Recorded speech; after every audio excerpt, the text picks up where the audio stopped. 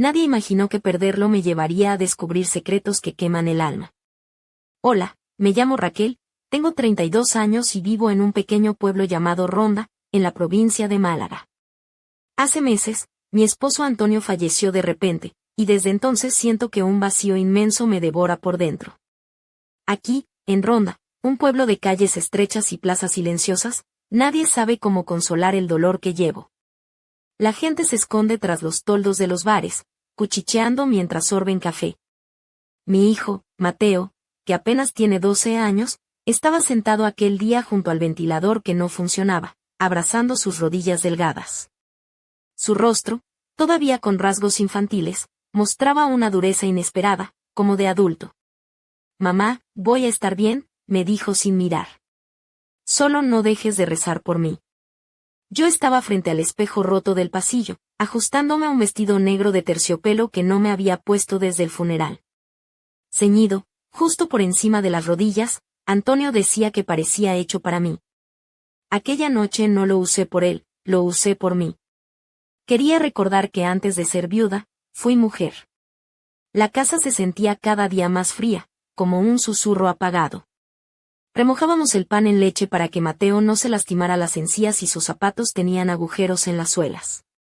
Él intentaba trabajar de lo que pudiera, lavando coches o ayudando en el mercado, pero su voz infantil y sus manos delgadas apenas le conseguían un bocadillo. Lo escuchaba llorar por las noches detrás de la pared, mientras yo me quedaba inmóvil en el sofá, envuelta en una bata de satén color vino. Mi cabello suelto caía sobre la almohada y pensaba que si guardaba aunque fuera un vestigio de la mujer que fui, con cintura marcada y brillo en los labios, no terminaría por romperme. Una tarde le pregunté, «Mateo, si encuentro un trabajo, ¿te enojarías?». Levantó la vista lentamente y asintió tras un largo silencio. «Haz lo que tengas que hacer, mamá». Esa misma noche me puse un vestido de seda azul celeste y unos tacones bajos que hacía años no usaba. Me cubrí el rostro con un pañuelo ligero y tomé el autobús rumbo a Málaga. En una fábrica de dulces necesitaban personal de limpieza. El jefe, un hombre con ojeras profundas y mirada cansada, me miró largo rato. Luego dijo con voz ronca, «Empiezas el lunes. La bata está en recepción». Volví entrada la noche. Mateo me esperaba despierto. Me abrazó con fuerza, con una ternura grave, como si quisiera protegerme. Su mano todavía era la de un niño. Por primera vez en meses, lloré sin esconderme.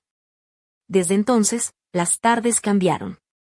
Llegaba a casa vestida con el uniforme azul, el cabello húmedo pegado a la frente, con olor a cacao y sudor dulce.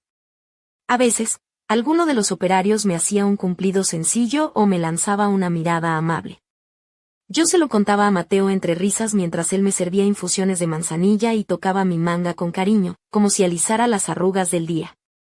Una noche, por primera vez en años, no me puse la vieja camiseta para dormir, sino una camisola de satén lila que había guardado en el fondo del armario. Recogí el cabello en un moño suelto y puse brillo en mis labios. Mateo entró con una taza de té, se detuvo. «Mamá, hoy te ves muy bonita», dijo bajando la mirada. Algo se quebró dentro de mí, no de tristeza, sino de una ternura inesperada. Supe que nos sosteníamos el uno al otro como podíamos. Las lluvias de otoño en Ronda caen lentas, como si el cielo llorara sin ganas. Fue en una de esas tardes, esperando en la parada frente al mercado, cuando la vi por primera vez. Llevaba un abrigo crema ceñido por un cinturón fino, un gorro burdeos que enmarcaba su rostro pálido y guantes que no necesitaba, pero que le daban un aire elegante. Al pasar junto a mí, un perfume a melón y vainilla flotó en el aire. Volteó y me miró fijo. «Perdona, ¿no eres Raquel?», preguntó con la cabeza inclinada. Por un momento no supe qué decir. Raquel era un nombre que no escuchaba desde que una vieja amiga se mudó a Sevilla. «No soy Raquel», respondí. Ella sonrió. «Yo soy Lía. Estudiamos juntas en el internado de San Sebastián, ¿te acuerdas?». Y sí, supe al instante quién era, sus pestañas largas, ese aroma frutal. Aquella noche lejana, cuando en el dormitorio apareció con una camisa masculina abierta y calcetas altas, todo el pasillo hablaba de sus aventuras. Yo solo la observaba en silencio, sintiendo algo que no podía nombrar. Viajamos juntas en el autobús de regreso a Málaga. Se sentó a mi lado. Sus piernas cruzadas, cubiertas por medias negras, dejaban ver el borde de sus botas altas. Su abrigo abierto revelaba una blusa de encaje. La gente la miraba sin disimulo, y yo, en mi uniforme de trabajo, me sentí una sombra. ¿Y tú en qué andas?, preguntó, peinándose el flequillo con los dedos. Limpio en una fábrica de chocolates. Ya sabes cómo está la cosa. Yo me separé, trabajo en una guardería y empecé de cero. Su tono era ligero, como si el pasado no le pesara. Desde entonces, Lía empezó a aparecer con frecuencia. Algunas tardes me esperaba con un pan relleno de coco en la mano. Otras veces llegaba sin avisar, vestida con suéteres ajustados, faldas cortas y el mismo aroma dulce. Mateo, la primera vez que la vio, se quedó paralizado, se puso rojo y bajó la mirada, sin saber qué hacer con su cuerpo. «Qué guapo tu hijo», dijo ella tocándole la mejilla. «Se parece a su padre». Asentí sin saber si debía reír o contener la respiración. Aquella noche, mientras trapeaba la cocina, Lía entró sin llamar. En sus manos llevaba mi bata azul de seda. «¿Puedo probármela?», preguntó con una sonrisa enigmática. No supe qué decir. Ella desapareció en el baño. Cuando salió, iba descalza, con la bata semiabierta, el cabello húmedo. El aire pareció hacerse más denso. Mateo se quedó paralizado en el pasillo. Su mirada, aún infantil, subía por sus piernas, por el encaje que asomaba bajo la tela. «¿Crees que me queda bien?», me dijo ella, pero sus ojos estaban fijos en él. No supe qué contestar. Me dolía el pecho, como si algo se desgarrara por dentro. Esa noche escuché los pasos de Mateo moviéndose sin parar en su cuarto. El crujido del colchón, la respiración contenida. La imagen de Lía en mi bata no me dejaba dormir. A la mañana siguiente, ella ya se había ido. En la mesa dejó una nota: «Gracias por la noche. Sigues siendo hermosa. Estoy cerca si me necesitas». Mateo no habló durante el desayuno. Luego, mientras cortaba su pan, me preguntó sin mirarme: «¿Volverá la señora Lía?». Encogí los hombros. «Tal vez huele rico, como tú antes». Esa frase me atravesó como un cuchillo. Algo estaba cambiando y me aterraba saber qué. Cuando Antonio murió, sentí que el mundo se me caía encima, pero nunca imaginé que la vida me llevaría por caminos tan inesperados. La casa en Ronda se había vuelto un lugar vacío, donde el silencio era un huésped constante. Mateo, con sus 12 años, parecía una sombra del niño que había sido. Sus ojos, grandes y oscuros, reflejaban una mezcla de miedo y tristeza que me partía el alma. Aquella mañana, mientras él se preparaba para ir al colegio, lo observé con atención. Llevaba unos vaqueros viejos y una camiseta desgastada, pero en sus manos sostenía un pequeño cuaderno donde escribía con una pulcritud casi obsesiva. Me pregunté qué pensamientos se escondían detrás de esas páginas. Yo, por mi parte, seguía lidiando con la rutina que me había impuesto el trabajo en la fábrica de chocolates en Málaga. Cada día era una batalla para mantenerme a flote, para no hundirme en la desesperación, y para recordarme que aún era una mujer, aunque el reflejo que veía en el espejo me mostrara solo cansancio y cicatrices. El uniforme azul se había convertido en mi armadura, y el olor a cacao y azúcar impregnaba mi piel y mi memoria. Aquellas tardes, cuando volvía a casa, el calor del hogar parecía un recuerdo lejano, casi un lujo. La presencia de Lía comenzó a transformarlo todo, aunque yo no sabía si para bien o para mal. A veces aparecía sin avisar, con su abrigo crema y su sonrisa enigmática, trayendo consigo un aire de misterio y una sensualidad sutil que me desconcertaba. En sus gestos había una confianza que yo había perdido, y en sus palabras, un desafío silencioso a mi dolor y a mis miedos. Mateo la miraba con una mezcla de admiración y confusión, y yo sentía que entre los tres se tejía una red invisible, delicada y peligrosa. Una tarde lluviosa, mientras preparaba la cena, Lía entró en la cocina con un paquete envuelto en papel marrón y un ramo de jazmines frescos. «Para ti», dijo, dejando el regalo sobre la mesa. Abrí el paquete y encontré un libro antiguo, con tapas gastadas y páginas amarillentas. Era un diario de viajes, con anotaciones en tinta azul y dibujos de lugares lejanos. Pensé que te gustaría, explicó ella, sentándose junto a mí. Para que no olvides que la vida es mucho más que este pueblo y este dolor. Su voz era suave, pero había una urgencia que no podía ignorar. Mateo entró en ese momento, con los ojos brillantes y una pregunta en la punta de la lengua. ¿Puedo leerlo?, preguntó tímidamente. Lía asintió, y los dos comenzaron a hojear el libro, compartiendo sonrisas y susurros. Por primera vez en mucho tiempo, sentí que en esa casa había un destello de esperanza, una promesa de que podríamos salir adelante, juntos. Pero esa calma era solo la superficie. Porque en el fondo, algo oscuro se movía, algo que había llegado con Lía y que amenazaba con desatar tormentas que ni siquiera yo podía imaginar. Mi corazón latía con fuerza mientras me preguntaba cuánto tiempo más podríamos sostenernos en ese equilibrio precario antes de que todo se rompiera. La noche se cernía sobre Ronda, y con ella, la incertidumbre de lo que estaba por venir. La calma que parecía haberse instalado en nuestra casa era solo un espejismo, un respiro breve antes de la tormenta que me esperaba.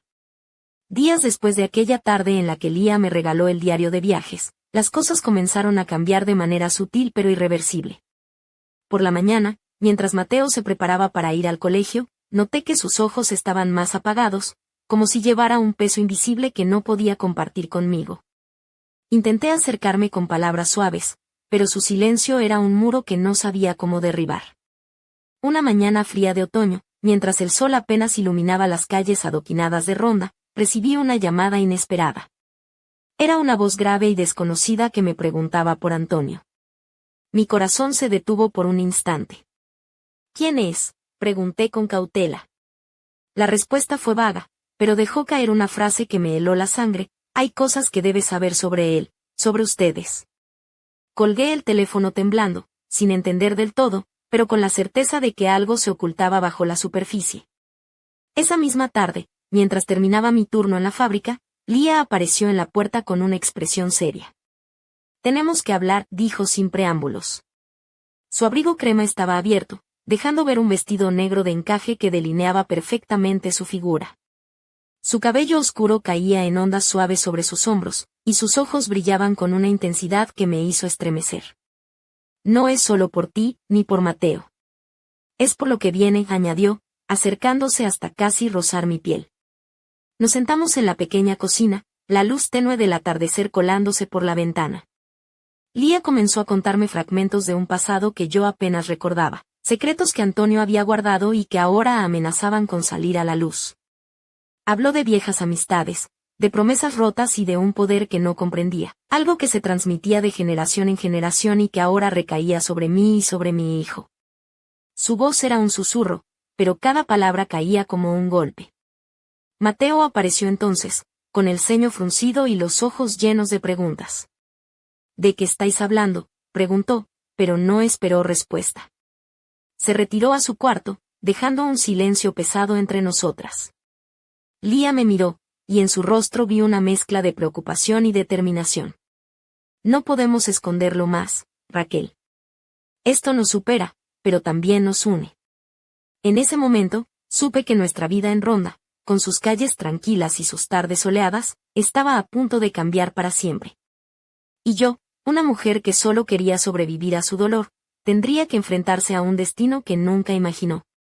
El miedo y la esperanza se entrelazaban en mi pecho, mientras la noche caía y con ella, la certeza de que nada volvería a ser igual.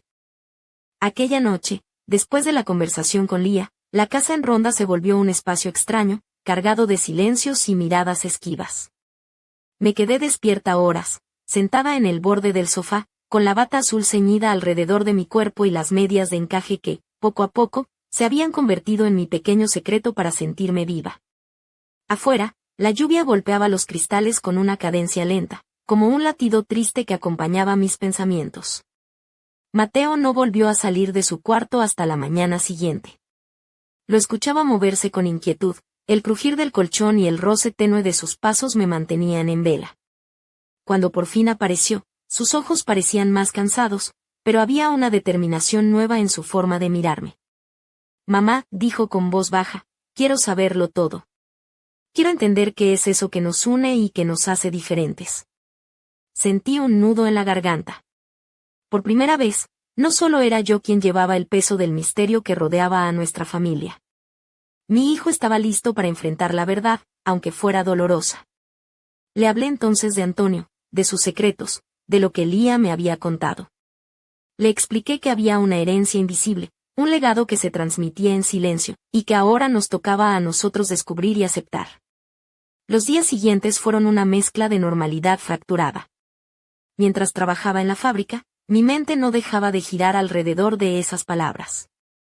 ¿Qué poder era ese que ahora pesaba sobre nosotros? ¿Cómo afectaría a Mateo? Y sobre todo, ¿cómo podría protegerlo? En Ronda, las calles parecían observarme con ojos invisibles, testigos mudos de una historia que apenas comenzaba a revelarse. Una tarde, mientras salía del trabajo, Lía me esperaba en la puerta. Vestía un abrigo gris oscuro, con una bufanda burdeos que le daba un aire misterioso. «Hay alguien que quiere hablar contigo», dijo sin más explicación. Mi corazón se aceleró. No sabía si debía temer o sentir curiosidad. Sin dudar, la seguí por las calles empedradas hasta un café pequeño y casi vacío. Allí, en una mesa apartada, me esperaba un hombre de mediana edad, con ojos intensos y una sonrisa cansada. «Raquel», dijo al verme, «he sabido de ti y de tu hijo. Esto no es casualidad. Hay fuerzas en juego que ni imaginas». No pude evitar estremecerme.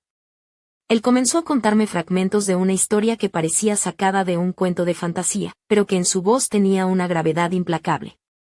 Habló de antiguas sociedades, de rituales olvidados y de un destino que nos unía a todos. Salí de aquel café con la mente llena de preguntas y el corazón latiendo con fuerza. La vida en Ronda se había convertido en un laberinto donde cada sombra escondía una verdad, y yo, Raquel, no podía dar marcha atrás. El misterio se cerraba a mi alrededor como una niebla espesa, y sabía que lo que estaba por venir pondría a prueba todo lo que creía ser. La tormenta que se avecinaba en mi vida ya no era solo un susurro lejano, había irrumpido con fuerza y, con ella, un torbellino de emociones que me sacudían por dentro. Aquella noche, mientras cerraba los ojos, las imágenes de la conversación con el hombre del café no dejaban de reproducirse en mi mente. Sus palabras, tan cargadas de misterio y verdad, resonaban en cada rincón de mi ser, antiguas sociedades secretas, rituales ancestrales, un legado que yo y Mateo debíamos aceptar, aunque no comprendiéramos del todo. Al amanecer, el frío de Ronda parecía aún más penetrante. Me vestí con un suéter de lana gris claro, largo hasta los muslos, y unas medias piel que acariciaban mis piernas. Me recogí el cabello en un moño desordenado y me miré al espejo con una mezcla de determinación y miedo. Debía prepararme para lo que venía. Mateo estaba en la cocina, con su mirada profunda y silenciosa, como si ya supiera que nada volvería a ser igual. Decidí contarle todo lo que sabía, sin ocultarle ni un detalle. Le hablé de las sociedades, de los poderes heredados, de los riesgos y las responsabilidades. Al principio, su rostro se llenó de incredulidad, pero luego vi como una chispa de comprensión y aceptación se encendía en sus ojos. «Mamá», dijo con voz firme, «estoy listo para enfrentar esto contigo. No importa lo que sea». Sentí un alivio inesperado, no estaba sola en esta batalla. Los días siguientes transcurrieron con una intensidad que nunca había vivido. Entre el trabajo en la fábrica y las noches en vela, investigaba cada pista, cada palabra, cada símbolo que Lía o aquel hombre me habían dado. La bata azul y las medias de encaje se convirtieron en mi armadura invisible, un recordatorio constante de que aún era mujer, aún tenía fuerza. Una tarde, mientras caminaba por el centro histórico de Ronda, me crucé con Lía. Su abrigo crema brillaba bajo el sol débil, y sus ojos tenían una determinación que me contagió. «Hay un lugar», me dijo en voz baja, «donde encontrarás respuestas. No es fácil llegar, pero debemos ir». Sin pensarlo, asentí. Sabía que esa era la oportunidad que estábamos esperando. Juntas, planeamos el viaje. Mateo, aunque aún niño, mostraba una madurez sorprendente. Empacamos solo lo esencial, ropa cómoda, unos documentos antiguos que Lía había rescatado, y un pequeño amuleto que me había dado el hombre del café, un colgante con un símbolo extraño, un círculo atravesado por 3 líneas entrecruzadas. Esto te protegerá y me aseguró. La noche antes de partir, me senté en el sofá, envuelta en la bata azul, con el colgante colgando sobre mi pecho. Mateo dormía profundamente, por primera vez en semanas sin pesadillas. Cerré los ojos y respiré hondo, consciente de que lo que estaba por venir cambiaría nuestras vidas para siempre. El destino nos llamaba, y no podíamos huir. El silencio de la casa era pesado, pero en mi interior, una llama comenzaba a arder con fuerza. La mañana en que partimos de Ronda amaneció gris y silenciosa, como si el cielo mismo guardara un secreto que solo nosotros estábamos a punto de descubrir. Mateo y yo subimos al autobús con una pequeña maleta cada uno, llevando solo lo imprescindible, ropa cómoda, el colgante que me había dado el hombre del café colgando sobre mi pecho, la bata azul enrollada junto a mis medias de encaje, y el diario de viajes que Lía me había regalado. Lía nos acompañaba, su abrigo crema y su mirada intensa siendo la única presencia que me daba confianza ante lo desconocido. Durante el trayecto, el paisaje fue cambiando lentamente. Dejamos atrás las callejuelas empedradas y las casas encaladas de Ronda para adentrarnos en la vasta campiña andaluza. Los campos se extendían como un mar dorado, salpicado de olivos y almendros que parecían susurrar viejas leyendas. Mateo, sentado junto a la ventana, tenía los ojos fijos en el horizonte, pero en su rostro se dibujaba una mezcla de inquietud y curiosidad que me hacía pensar en todo lo que aún nos quedaba por descubrir. Llegamos a una pequeña estación en las afueras de Antequera, un pueblo que parecía detenido en el tiempo con sus plazas tranquilas y sus calles flanqueadas por casas blancas. Desde allí, caminamos varios kilómetros hasta llegar a un sendero oculto entre cipreses y encinas. Lía nos guió con paso firme, mientras yo sentía como el aire se volvía más denso, cargado de una energía que no podía explicar. Finalmente, llegamos a una casa antigua, con paredes de piedra cubiertas de musgo y una puerta de madera envejecida, pintada de un color morado desvaído. Justo en el centro, una aldaba dorada en forma de media luna brillaba tenuemente bajo la luz del atardecer. Lía me miró y dijo con voz baja, «Aquí es donde comienza todo». Entramos en la casa y un aroma a romero, cera derretida y humo de chimenea nos envolvió inmediatamente. Las paredes estaban adornadas con fotografías antiguas, retratos de mujeres que parecían salidas de otra época, algunas con vestidos largos y encajes, otras con pantalones de montar, todas con una mirada intensa y desafiante. En una de las imágenes, reconocí a Lía, a mí misma y a otra mujer que no conocía, cuyo nombre, según Lía, era Inés.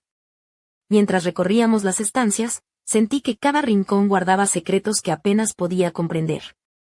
Lía me explicó que esa casa había sido un refugio para muchas generaciones de mujeres de nuestra línea, mujeres que habían desafiado al destino, que habían abierto caminos y cerrado heridas, a veces con fuego, a veces con ternura. Tú no eres solo madre, Raquel, me dijo, eres un canal, una llama que debe arder con fuerza. Mateo, envuelto en una manta, observaba el fuego de la chimenea en silencio, como si intentara memorizar cada detalle. De pronto, sus ojos se posaron en mí y susurró, «Mamá, tus ojos cambian de color cuando te enojas». No pude evitar sonreír, sintiendo que, pese a todo, todavía quedaba luz en medio de la oscuridad. Pero mientras la noche caía y la casa se llenaba de sombras, una pregunta latía en mi pecho, ¿qué precio tendríamos que pagar por ese fuego que ahora ardía dentro de nosotros? El misterio apenas empezaba, y yo ya sabía que no habría vuelta atrás. Nunca imaginé que aquella noche en la casa antigua de Antequera marcaría un antes y un después en mi vida. La atmósfera estaba cargada de una tensión que se palpaba en el aire, como si las paredes mismas guardaran secretos demasiado pesados para ser revelados de golpe. Mateo, envuelto en la manta, seguía observando el fuego con una mezcla de fascinación y miedo, mientras yo intentaba asimilar las palabras de Lía. Eres un canal, una llama que debe arder con fuerza. De repente, la puerta del salón se abrió de golpe y una corriente fría recorrió la habitación. Un hombre entró con paso decidido, su rostro marcado por cicatrices y ojos oscuros que parecían perforar el alma. Raquel, dijo con voz grave, no estás preparada para esto. Mi corazón se aceleró y sentí el peso de su mirada como una sentencia. El hombre se presentó como Marcos, un guardián de nuestra línea, encargado de proteger el legado que ahora nos pertenecía. Nos advirtió que un peligro acechaba, alguien que quería apagar la llama que llevábamos dentro y que haría cualquier cosa para evitar que descubriéramos la verdad completa. Su advertencia resonaba como un eco en mi mente: no todos quieren que despiertes, ni que Mateo crezca con este poder.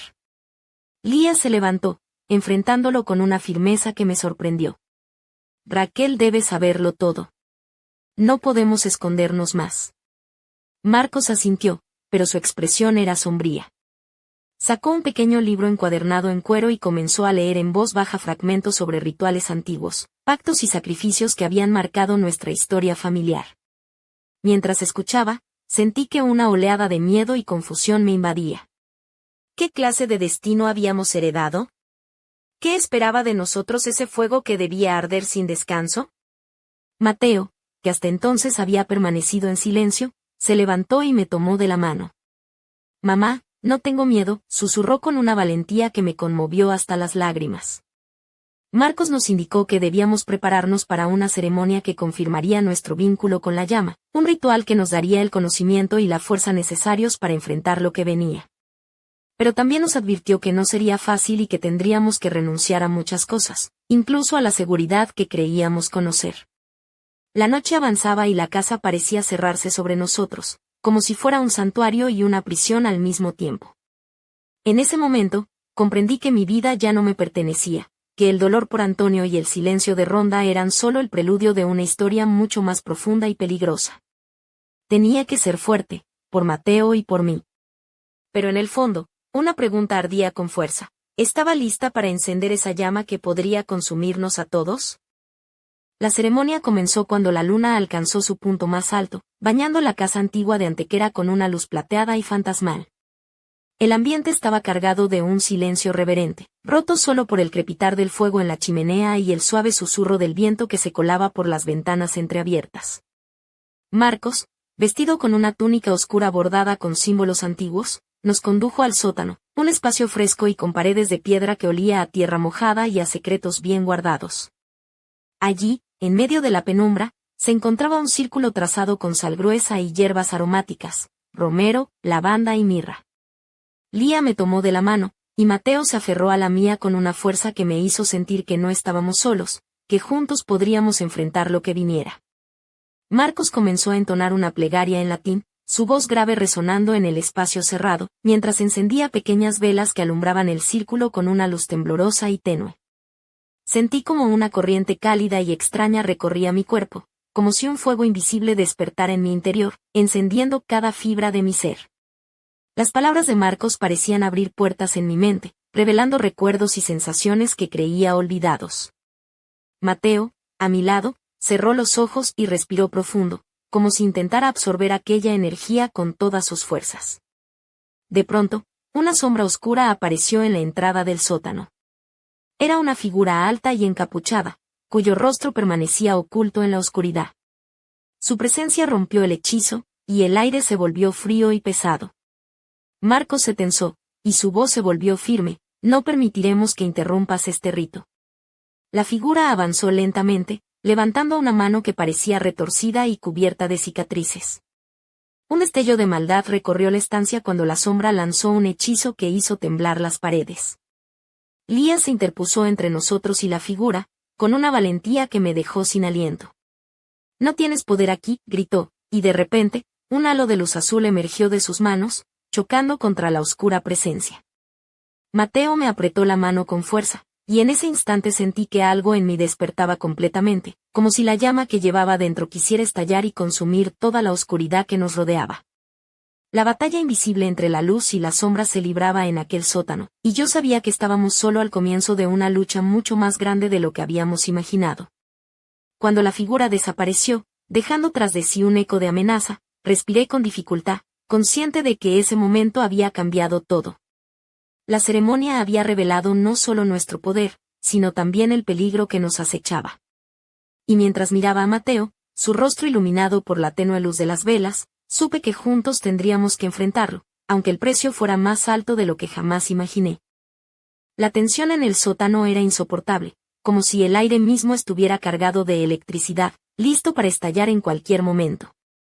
La sombra que se había desvanecido dejaba tras de sí una amenaza latente, un recordatorio de que aquello que habíamos despertado no solo era poder, sino también un abismo oscuro dispuesto a tragarnos.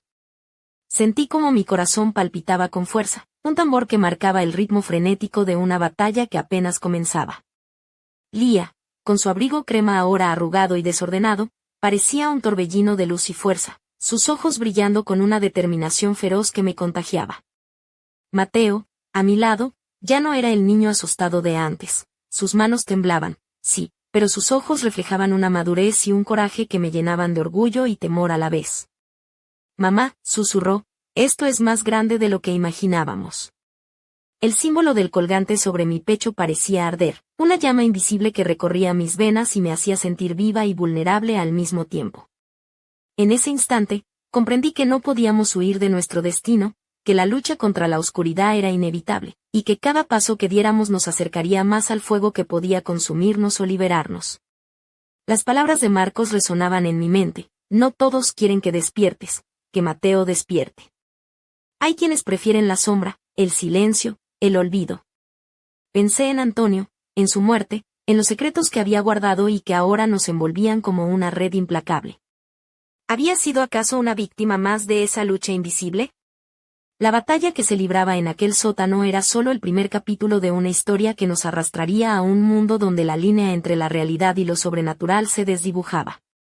La casa antigua, los símbolos, la llama en mi interior, todo formaba parte de un legado que exigía sacrificio, valentía y, sobre todo, amor. Mientras las velas se consumían lentamente, me aferré a la mano de Mateo, sintiendo que en ese vínculo estaba nuestra única esperanza. No sabía qué nos esperaba al salir de aquel sótano, pero tenía claro que nada volvería a ser igual. El fuego ardía en nosotros con una fuerza imparable, y el destino nos había elegido para enfrentarlo, aunque el precio fuera nuestra propia alma.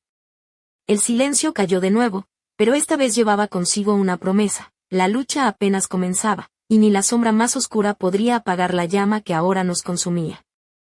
Cuando amaneció, la casa antigua parecía un santuario silencioso, pero en mi interior todo ardía con una intensidad insoportable. Mateo dormía profundamente, ajeno a la tormenta que se desataba en mi mente y corazón. Me senté en el borde del sofá, con la bata azul ceñida a mi cuerpo y el colgante ardiendo suavemente contra mi piel, como un latido que no podía ignorar.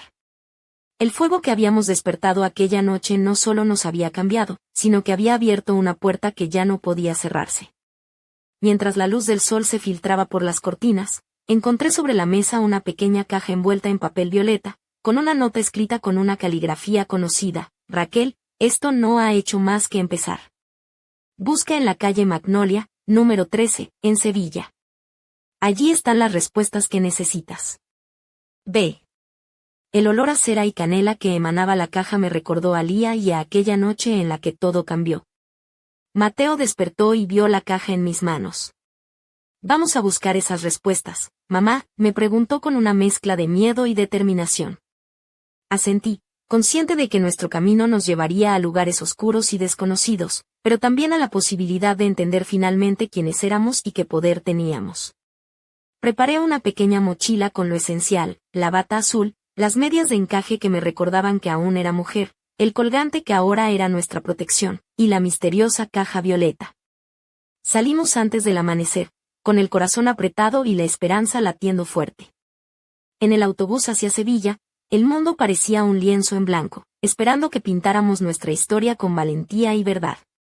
El destino nos llamaba una vez más, y aunque no sabía qué nos esperaba en esa casa de la calle Magnolia, sentía que estábamos cerca de descubrir la verdad que Antonio había guardado tan celosamente. ¿Seríamos capaces de enfrentarnos a lo que encontráramos? ¿O el fuego que ardía en nosotros acabaría consumiéndonos por completo? Mientras veía a Mateo dormir a mi lado, sentí que, por primera vez desde la muerte de Antonio, no estaba sola. El fuego que nos había unido también nos daba fuerza para seguir adelante, para enfrentar lo imposible. Y aunque la oscuridad acechara, sabía que la llama que llevaba dentro no se apagaría sin luchar. La historia está lejos de terminar. En la calle Magnolia nos esperan secretos que podrían cambiarlo todo.